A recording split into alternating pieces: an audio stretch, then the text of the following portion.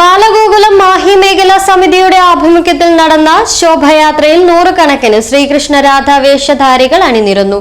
Shobha Yatra new Mahe ഗ്രാമപഞ്ചായത്ത് ഓഫീസിന് സമീപത്ത് നിന്ന് ആരംഭിച്ച് പാറക്കൽ കുറുമ്പ ഭഗവതി ക്ഷേത്ര മൈതാനത്ത് സമാപിച്ചു.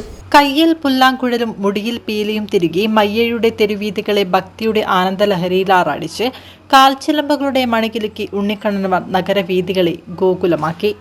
നൂറുകണക്കിന് ശ്രീകൃഷ്ണ രാധ വേഷധാരികൾ, പൗരാണിക വേഷങ്ങളടങ്ങിയ നിശ്ചല ദൃശ്യങ്ങൾ, ചെണ്ടമേളം, ഭജന സംഘം തുടങ്ങിയവയുടെ ഭക്തിസാന്ദ്രമായ ശോഭയാത്ര മാഹിപ്പാലം മെയിൻ റോഡ് വഴി പാറക്കൽ കുറുമ്പ ഭഗവതി ക്ഷേത്ര മൈതാനത്ത് സമാപിച്ചു.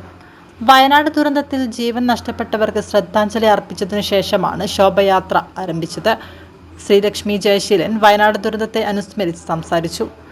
ആജ്ഞാചിത്രൻ ഗോകുല പ്രാർത്ഥന ചൊല്ലി. വിജയൻ പൂവച്ചേരി സ്വാഗതം പറഞ്ഞു. Kadambur teachers training institute retired principal VK Parvathy teacher ശോഭയാത്ര ഉദ്ഘാടനം ചെയ്തു. പ്രമുഖ നർത്തകയും പുതുച്ചേരി ബെസ്റ്റ് ചൈൽഡ് അവാർഡ് ജേതാവുമായ ഉത്തമ ഉമേഷ് ഗോകുല പതാക കൈമാറി. ആഘോഷ സമിതി ഭാരവാഹികളായ P Pratheesh Kumar, Kattil Pushparaj, E Ajesh, advocate K Ashokan, P Ajith Kumar, advocate B Gokulan എന്നിവർ ശോഭയാത്രയ്ക്ക് നേതൃത്വം നൽകി.